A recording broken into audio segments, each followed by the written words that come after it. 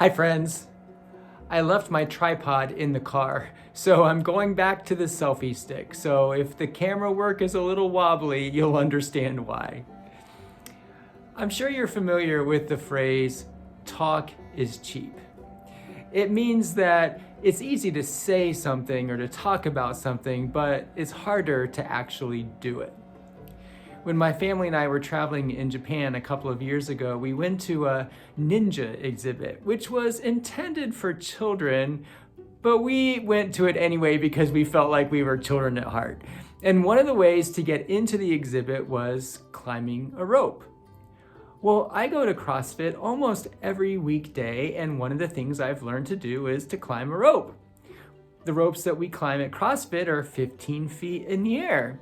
This rope was maybe 7 or 8 feet at the most. So I thought to myself, this is no problem. I can totally do this.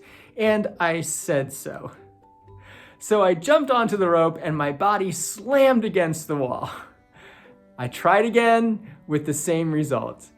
What I didn't take into account was that this rope at the exhibit was attached both at the top and the bottom. So there was no slack in the rope. Usually at CrossFit, there's slack in the rope and you use this slack to make a little foothold to help yourself up the rope. Well, anyway, I just used my arms and made it into the exhibit, and it wasn't pretty and it was kind of humiliating. My talk was cheap. Talk is cheap in the culture we live in, isn't it? I mean, there's 24-hour news and sports and talk and reality TV shows that are always discussing or arguing or spouting off about something, whether it's important or not. On top of that, there's social media where anybody can spout off about anything, whether it's true or helpful or inspiring or necessary or kind or not. So where can we go to find words that matter? Where can we go to find words that aren't cheap? You guessed it, the Bible, and specifically the words of Jesus. If we really pay attention to the words of Jesus, we quickly realize that many of them are challenging and some of them are downright unreasonable. For example, in the Sermon on the Mount, Jesus says things like, if you lust after another person, it's the same thing as committing adultery. Or, those enemies, those people who can't stand you and you can't stand them, well, you need to love them. Or if you're angry at someone, you'll face the same consequences as if you murdered them.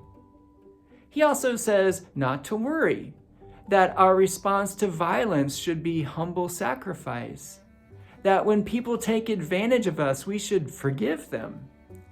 That if we need to, in order to avoid sin, we should cut off a hand or pluck out an eye. Those things are unreasonable, aren't they? Well, in order to understand Jesus' words, we need to put them into context. Historical context, biblical context, literary context. But the most important context is the context of Jesus himself, his identity and purpose. So here are some ideas to help you think about putting Jesus' words into context, especially the words that sound unreasonable. First, Jesus is a loving Savior.